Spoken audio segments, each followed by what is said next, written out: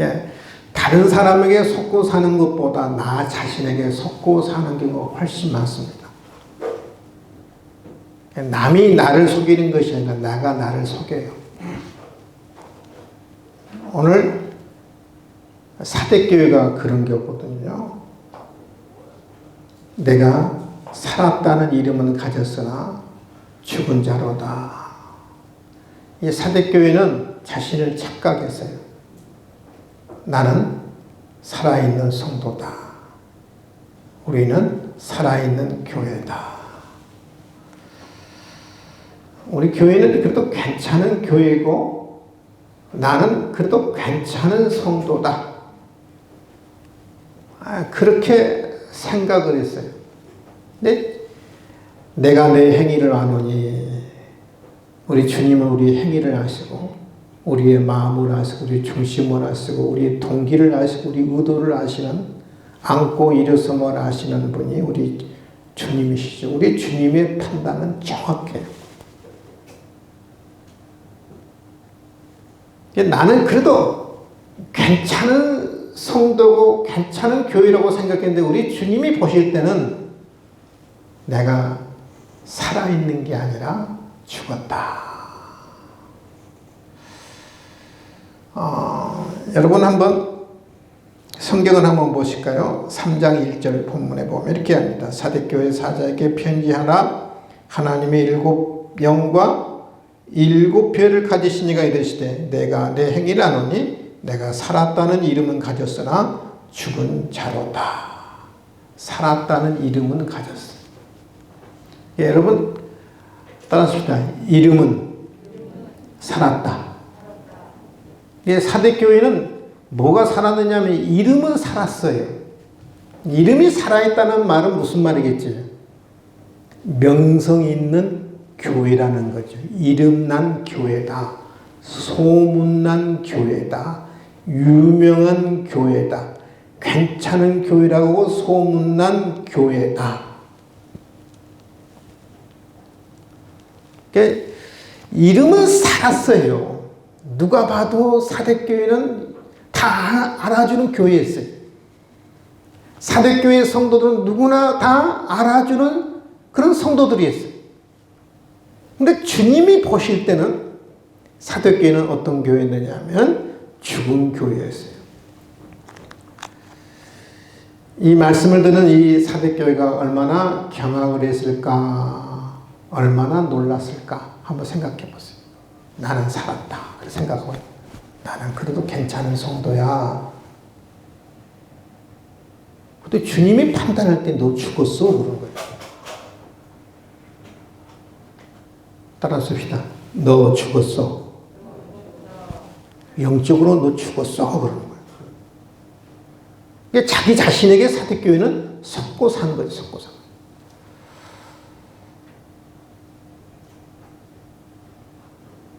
내가 그래도 목사라는 타이틀이 있으니까 그래도 나는 그래도 신앙이 괜찮겠지. 그래 나는 장로라는 타이틀이 있으니까 그래도 나는 신앙은 괜찮겠지.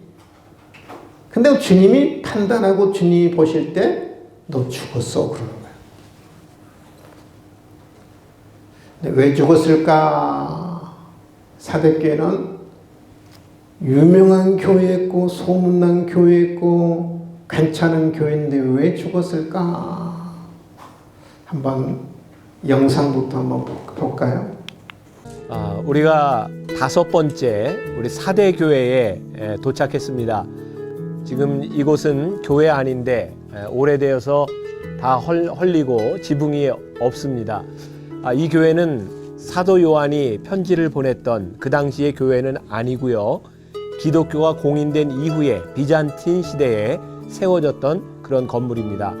아마 여러분들이 설명을 들으면서 잠깐 보겠지만 바로 교회 옆에는 그 유명한 아데미 신전이 이렇게 되어 있고 또 교회 밖에 주변을 둘러보면 높은 산들로 둘러싸여 있습니다.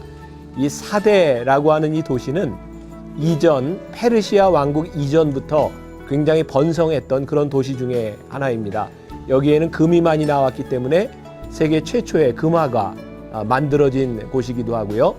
여러분들이 보시는 것처럼 그 뒤에 산 그 위에 왕궁이 있었기 때문에 그렇게 잘 침략을 받았거나 이렇게 많은 외침을 받았던 그런 도시는 아닙니다. 그래서 아마 이 사대에 있는 교인들이 이렇게 경각심이 없었지 않았나 이런 생각도 하고 굉장히 안정된 곳에서 생활하던 그런 사람들이었습니다. 이 사대라고 하는 이 지역 자체가 이제 페르시아 제국에 의해서 멸망을 당했지만 멸망당한 것으로 끝나지 않고 페르시아 제국의 행정 중심지로서의 역할을 감당했던 굉장히 번화한 그런 도시였습니다. AD 17년경에 이 지역을 휩쓸었던 그런 지진으로 인해서 이 도시가 파괴되었고 더 이상 영화를 누리지 못했던 그런 역사적인 배경을 가지고 있는 그런 도시고 그런 교회입니다.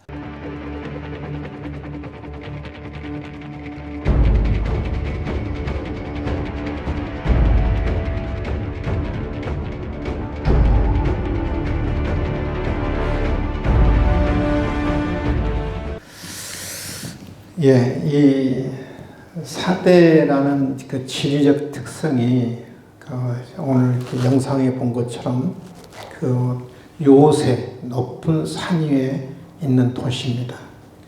그래서 여러분 옛날에 특히 중동 지역은 다 보면 전쟁의 역사잖아요. 페르시아 제국이 점령하죠, 세계를. 그 다음에 헬라 제국이 점령을 하죠. 그 다음에 로마 제국이 점령을 하죠. 다 전쟁의 역사거든요. 근데 이 사대 지역은 요새 지역이기 때문에 역사 가운데 딱 2번만 점령당했대요. 2번만. 예, 그만큼 예수의 침략이 없었던, 정복당하지 않았던 그 지리적인 특성 때문에 그래서 평안한 삶을 살았던 도시가 바로 사대 도시입니다. 사대 도시.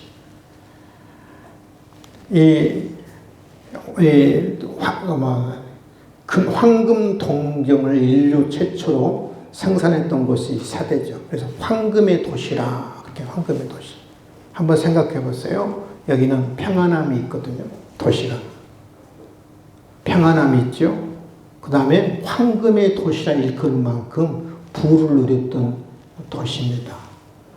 그러니까 평안함과 부가 있으니까 이 사대교회 성도들에게는 영적인 긴장감이 없는 거예요. 그러니까 영적으로 어떤 도전이 없고 영적인 어떤 경각심이 없는 그 평안함, 우리가 정말 추구하는 그 평안함, 부유함을 누렸던 그 도시. 그래서 그 영적으로 게을렀고 영적으로 나태했고 영적인 무사 안일주의가 바로 이 사대교회를 영적으로 죽이는 역할을 한 거예요. 우리는 대체적으로 그렇게 생각을 하잖아요. 영적인 내가 평안함을 누리니까 아무 문제가 없고 어려움이 없고 환난이 없고 시험이 없고 부유함이 있고 그러니까 우리는 그 축복으로 생각해요. 축복으로만 생각하잖아요. 근데 우리가 그 착각이 오히려 내가 긴장감이 있고 어려움이 있고 환난이 있고 고난이 있으면 오히려 그것이 축복일 수 있거든요. 그것이 축복일 수 있는데 우리는 반대로 생각해요. 사대교회가 분명히 이름은 살았어요. 명성이 있어요. 근데 영적으로 주님 보실 때 죽었어요. 왜 그랬느냐? 그 평안함과 부유함 때문에 오히려 사대교회는 죽은 교회예요.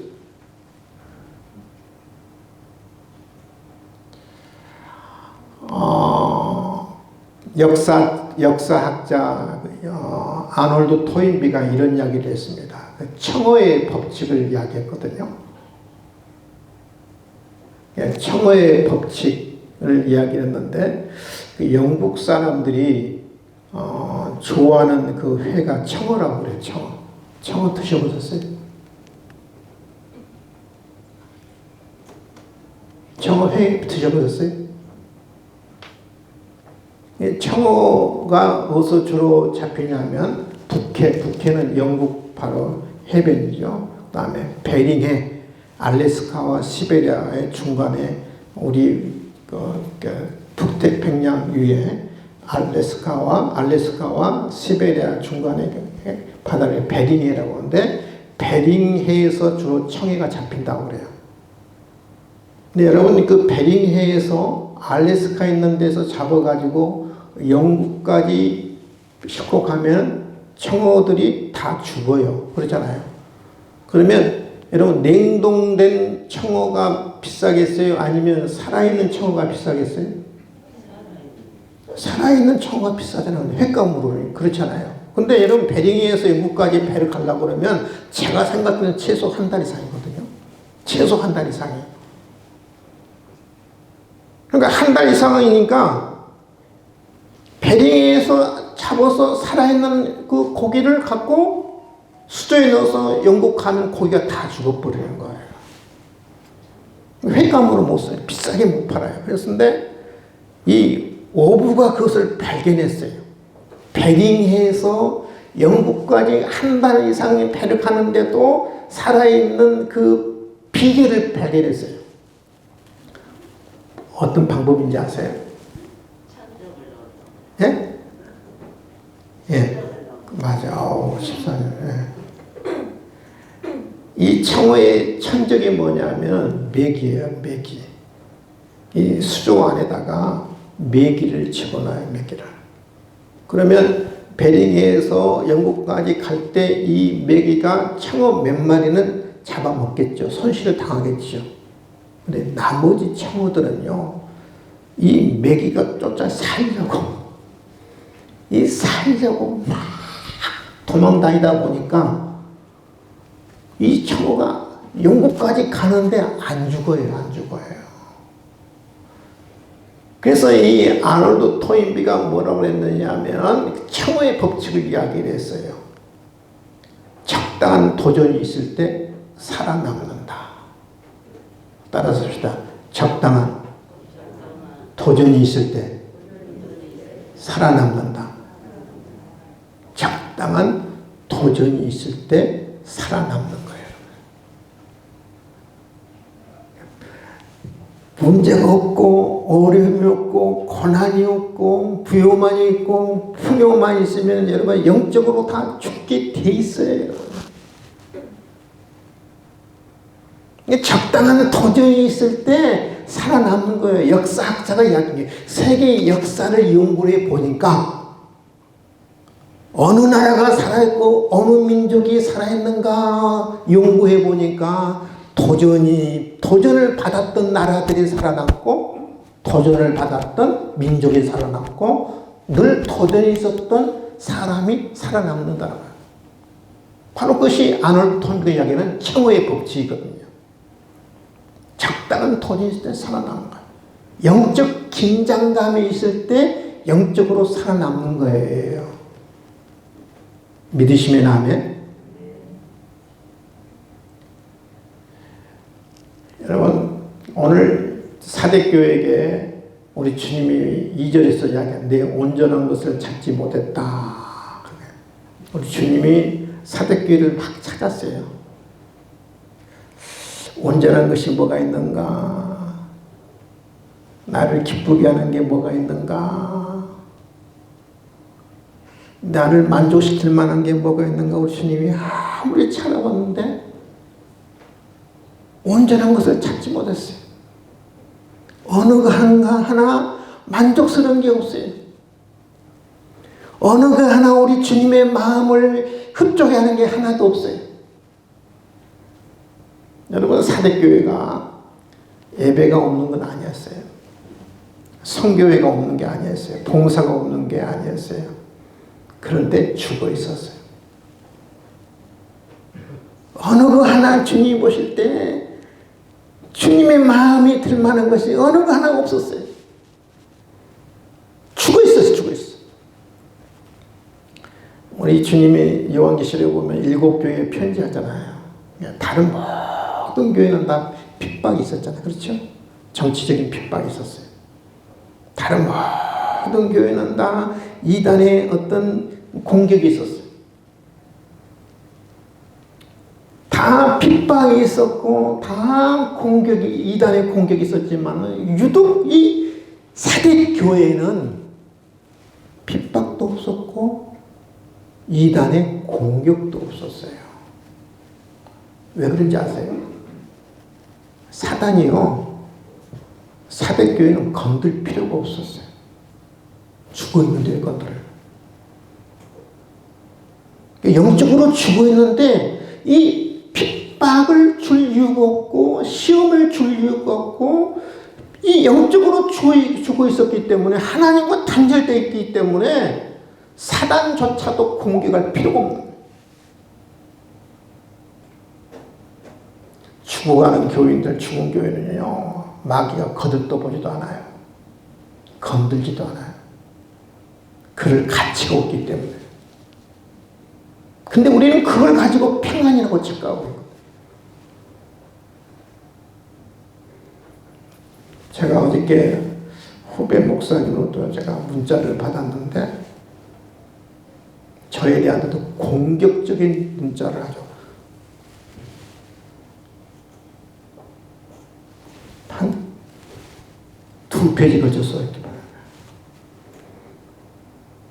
제가 작년에 정체성 우리 교단의 바른 신학, 바른 교회, 바른 생활, 정체성 모임을 제가 좀 주도를 했거든요. 본인이 거기에 해당된 분 같아요. 근데 그 1년 만에 공격적인 그 문자를 쫙 저한테 보내왔어요. 답을 안 했어요. 답할 가치가 없기 때문에. 답할 가치가 없기 때문에 그냥 답도 안 했어요. 그러니까 이 사대교회는 건들만한 가치가 없었던 거예요. 그래서 이단의 공격도 없었고 핍박도 없었던 거예요. 죽었기 때문에. 사탄은 누구를 시험하느냐? 살아있는 자를 사탄은 시험하는 거예요. 어떻게 보면 시험이 있다는 말은 내가 살아있다는 그 증거예요. 살아있다는 증거. 여러분 성경은 이야기하잖아요.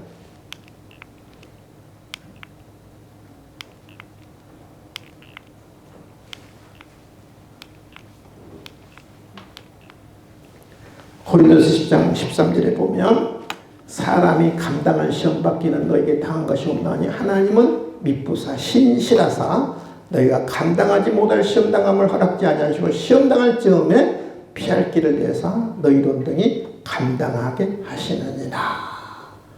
여러분 시험은 사탄이 시험은 아무나 하는 게 아니에요.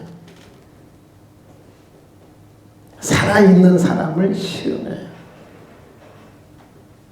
여러분 우리 하나님도 시험을 허락해야 이 사탄이 마귀가 이렇게 시험하는데 여러분 누구에게 하나님이 시험을 허락하느냐? 감당할 만한 사람에게 하나님이 시험을 허락하는 거예요.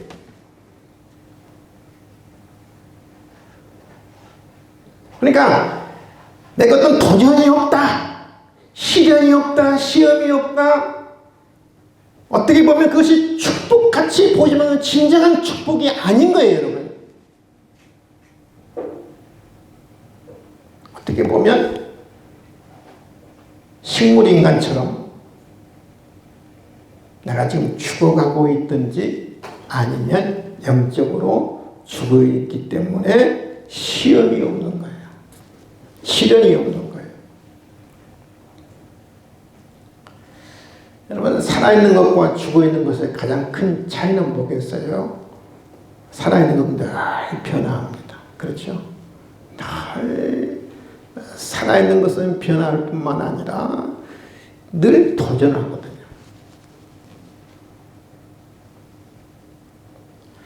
여러분 그 강물에 큰 물고기, 죽은 큰 물고기를 한번 던져보세요. 아무리 큰 물고기를 강물에 던져도 그 죽은 물고기는 아무리 커도 어떻게 해요? 물살에 떠내려가는 거죠. 그렇죠? 죽은 고기는 아무리 커도 떠내려가게 돼 있어요. 근데 여러분 강물에 작은 물고기일지라도 살아있는 것 던져보세요. 살아있는 건 어떻게 해요? 거슬려 올라가요. 도전해요. 살아있는 것과 죽어있는 것의 차이는 살아있는 것은 늘 변화하고 늘 도전하고 늘 움직이는 거예요. 내가 뭔가 도전하지 않고 뭔가 내가 거슬리지 않고 내가 뭔가에 도전하지 않는 것은 뭔가 내가 지금 살아있는 게 아니라 죽어있다는 것이 어떤 증거일 수 있어요. 사대교회는 오히려 평안함이 오히려 물질의 풍요가 그 사대교회를 죽게 만든 거예요. 식물인간으로 만든 거예요. 간신히 지금 강제 그 호흡에 의해서 간신히 생명을 연명하고 있는 거거든요. 그래서 산 거 아니죠. 죽은 건 맞아.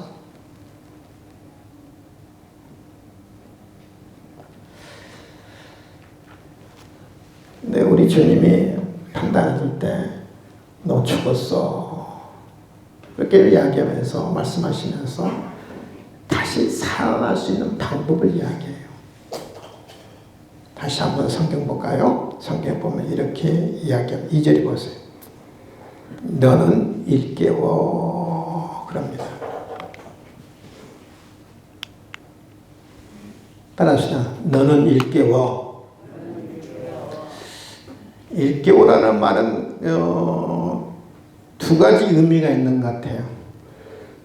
알려서 깨닫게 하다라는 의미도 있고요. 일깨우라는 말은 깨어나라는 의미도 있어요. 깨어나라. 그러니까 알려서 깨닫게 하다라는 의미도 있을 뿐만 아니라 깨어나라. 여기서 의미는 알려서 깨닫게 하다는 의미라는 보다는 깨어나라라는 의미예요. 깨어나라. 영적으로 죽은 그 상태에서 어떻게 내가 다시 살아날 수 있을까? 죽은 신앙에서 어떻게 살아나는 신앙으로 내가 바꿀 수 있을까? 그 첫 번째 비결이 뭐냐면 너는 깨어나라는 거야. 성경에서 늘 깨어나라는 말은 항상 어떤 의미냐면은 따라서 해봅시다. 기도하라. 기도하라. 살아있는 신앙의 가장 큰 특징을 이야기한다고 그러면 기도하는 거예요. 살아있는 신앙의 가장 큰 특징은 기도입니다. 왜 우리가 기도하지 않을까? 죽었기 때문에 기도하지 않는 거거든요. 식물인간처럼 간신히 산소호흡기처럼 생명만 연명하는 식물인간이 죽어가기 때문에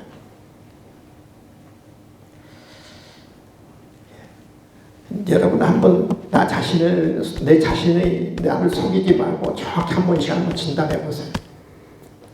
영적 청진기를 대고 나를 한번 진단해 보세요. 나는 살아있는가? 나는 죽었는가? 내가 살았다는 이름은 있으나 내가 죽은 자로다. 여러분 내가 살아있는가 죽어있는가 여러분 그 어려운 게 아니에요. 여러분 그걸 알려면 여러분 어려운 게 아니에요. 뭘 보면 기도를 보면 알 수 있어요. 기도하고 있느냐 기도하지 않느냐를 보면 알 수 있어요.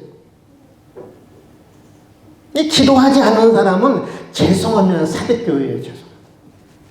타이틀만 목사고 타이틀만 장로고 타이틀만 권사인데요. 사실은 죽어 있어요.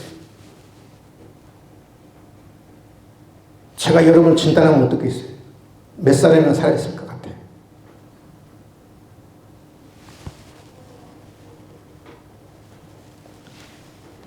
제가 이번 주 우리 평목사님한테 기도표를 좀 만들어 주세요. 그래서 제가 기도표를 만들었어요. 왜 기도표를 만든지 아세요? 우리는 영적으로요. 우리는 본성이 나태하고 본성이 게을러요. 우리 영적으로 그래요. 기도 싫어요. 영적으로 기도 별로 안 좋아하거든요. 여러분 기도도요. 우리가 예배도 집중 예배가 있고 내가 삶이 내 예배일 수 있어요. 삶이 예배일 뿐만 아니라 우리가 집중된 예배를 드리잖아요. 이렇게 주일날 나와서 그렇지. 그 집중된 예배거든요. 근데 내가 나가서 늘 하나님 앞에 내 삶의 예배거든요. 근데 여러분, 내 삶의 예배를 드리는 사람은 또 무슨 예배가 필요하냐면 이렇게 집중된 정해놓고 온 성도와 함께 예배 드리는 게 중요하거든요. 기도도 마찬가지예요. 기도도 내 삶 속에서 기도 늘 드려요. 하나님 너무 사랑합니다. 하나님 날 사랑해 주신 거 감사합니다. 하나님 함께 해주세요. 하나님 도와주세요. 하나님 나는 힘이 없습니다. 하나님 나를 붙들어 주시오. 하나님 우리 교회를 인도해 주시옵소서. 우리가 삶 속에서 늘 기도합니다만은 여러분, 삶 속에서 기도도 중요하지만 무슨 기도가 더 중요하냐면은 집중된 기도가 중요해요. 내가 하나님 앞에 실제로 무릎 꿇고 실제로 내가 고개 숙이고 실제로 내가 기도하는 그 집중된 기도도 중요해요. 제가 왜 이렇게 기도표를 만들었냐면 제가 우리 교회를 진단해보고 저를 진단해보니까 우리 교회 가장 약한 점이 뭐냐면 기도예요.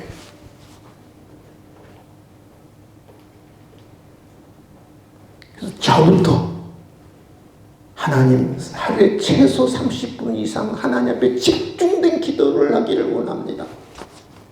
우리 사랑하는 성도들, 우리 장로님들, 우리 권사님들 하나님 앞에 최소한 하루에 10분 이상 집중된 기도가 필요합니다. 오늘부터 좀 실천해 보세요. 그래서 10분 이상 기도한 사람은 여기다가 동그라미를 치면 돼요. 그래서 제가 4개월 후에 이게 다 제출하라 할 거예요. 그래서 올 연말에 정말 최소 10분 이상 이렇게 기도표 작성해서 제출한 사람에게는 교회에서 좀 상을 줘야겠다 그런 생각을 해요. 여러분, 우리가 사람 앞에 잘 보려고 그런 게 아니고 우리가 영적으로 우리가 게으르고 내가 게으르고 나한테 하니까 이렇게라도 하지 않으면 안 되는 거예요. 이렇게라도 강제성을 보이지 않으면 우리는 기도를 싫어하고 본능적으로 우리는 기도를 멀리하기 때문에 이렇게라도 해서라도 우리가 깨어나야 돼요. 믿으시면 아멘. 여러분, 우리 주님이 영적 진단계 청진기를 가지고 나를 대해서 너 죽었어 하면 얼마나 여러분 두려운 일이고 얼마나 여러분 무서운 일이에요.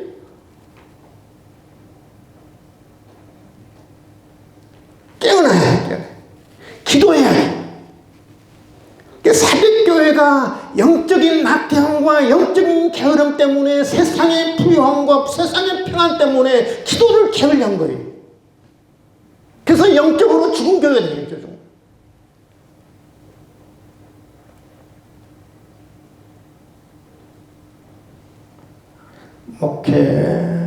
목회하면서 제일 힘든 게 있어요. 영적 긴장감입니다. 긴장감. 목사가 조그만 영적 긴장감이 해이되면요, 교회에 난리 나요. 늘 24시간 목사는 영적 긴장 갖고 살아야 돼. 왜냐하면 교회는 누가 늘 공격해 옵니까? 사단이 공격해 오잖아요. 사단. 영적 긴장감은 여러분 일반 성도들은 가늠할 수 없는 그런 무거운 짐이에요. 영적 긴장감. 이 사대교회가 풍요함 때문에 평안함 때문에 영적 긴장감을 잃어버려가지고 깨어서 기도하지 않아서 이 교회는 죽은 교회예요. 이름은 화려했어요. 명성 있는 교회에 있어요. 기도하지 않으면 다 죽은 사람들.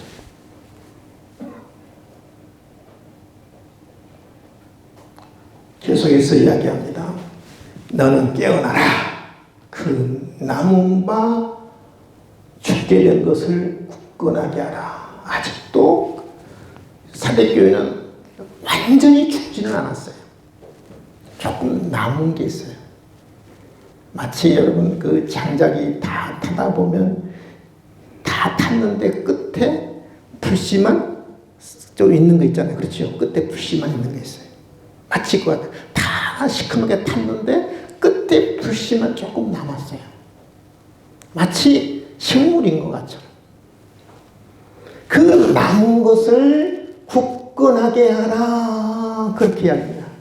남은 것을 굳건하게 하라. 아직도 작은 불씨가 있는데 그 불씨를 살려라. 그 생명의 불씨를 다시 불에 붙여라. 그 생명의 불씨를 다시 살려라 이 말이에요.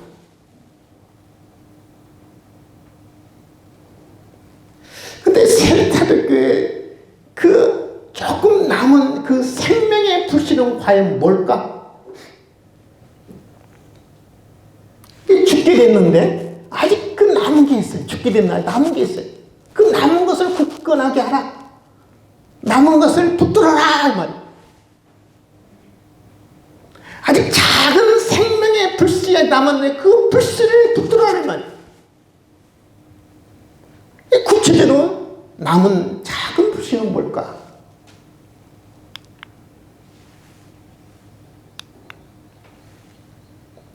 그 어름으로 내가 어떻게 받았으며 어떻게 들었는지 생각하고 지키고 회개하라. 세계 동안 생각하고 지키고 회개하라.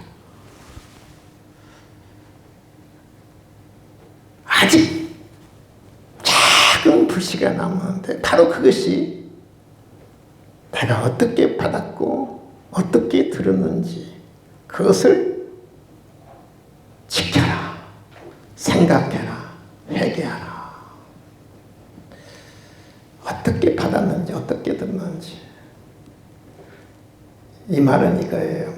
사대교회가 처음에 사도들에 의해서 아니면 사도들로 통해서 듣고 또 사대교회 사대에 있는 지역에 가서 전도했던 사람들이 복음을 전할 때 얼마나 마음의 문을 열고 복음을 들었는지 몰라요. 마음의 문을 열고 마음의 문을 활짝 주여 말씀하옵소서. 내가 듣겠습니다. 따라서 주여 말씀하옵소서. 내가 듣겠습니다. 마음의 문을 활짝 열고 주여 말씀하옵소서. 내가 듣겠습니다.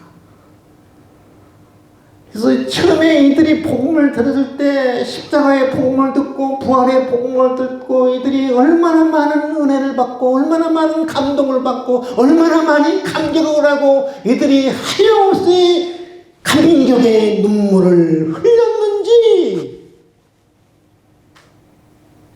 그것을 생각하는 그것을 뒤돌아보라. 너희들이 어떻게 복음을 들었는지 어떻게 받아들였는지 생각하라.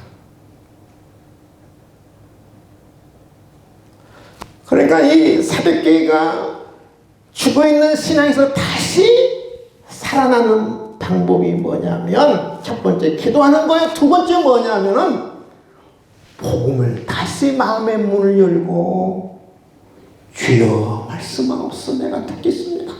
다시 초심으로 돌아가서 말씀을 들을 때 은혜가 되고 감격이 되고 감동이 되고 여러분의 눈물 속에서 십자가의 복음을 들을 때 감동과 감격과 은혜가 있기를 주님의 이름으로 축원을 드립니다. 아멘.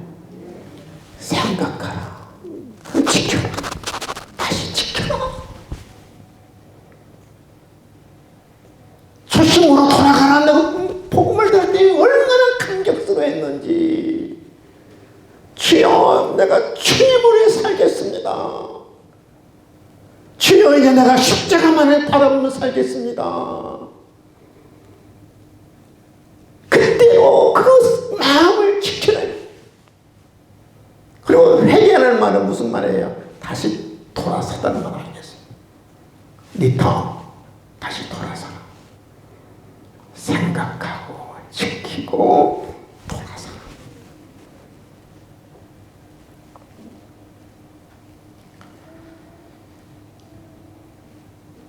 마음의 문을 다시 열고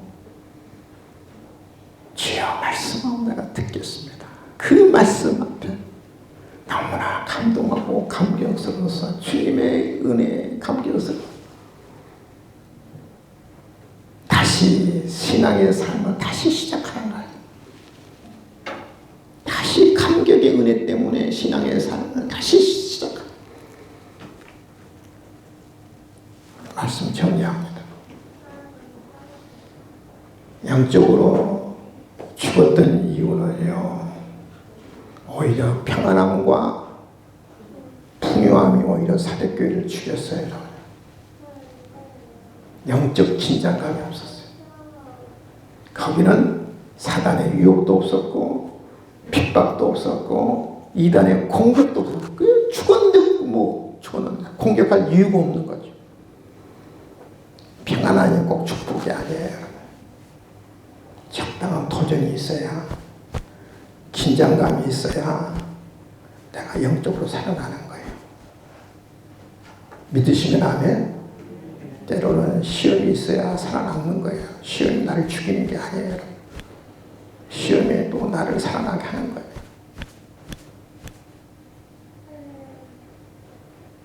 다시 우리가 살아나는 신앙이 돼. 비결은 딱 한 두 가지라 할게요. 기도하는 거예요. 다시 마음의 문을 열고 주여 말씀하옵소서. 내가 듣겠습니다. 감동과 감격 속에 내가 읽고 말씀을 듣고 다시 예전의 초심의 신앙으로 돌아가는 거예요. 회개하는 거예요. 그것이 바로 살아나는 비결이라고 우리에게 말씀하고 있습니다. 기도하고 다시 초심으로 들어가서 말씀을 들을 때마다 주여 말씀하옵소서. 내가 듣겠습니다. 저와 여러분이 그래서 살아있는 신앙으로 다시 우리의 신앙이 바뀌어질 수 있기를 주님의 이름으로 축원을 드립니다. 지금은 우리 주 예수 그리스도의 은혜와 하나님 아버지의 놀라우신 사랑과 성령님의 감동하심과 역사하심과 충만하심이 오늘 이 자리에 모여 죽어가는 신앙에서 다시 살아있는 신앙이 되기를 원하는 당신들 귀한 권속들 머리에 가정에 직장에 사업터에 지금부터 영원토록 함께 있을지어다. 아멘.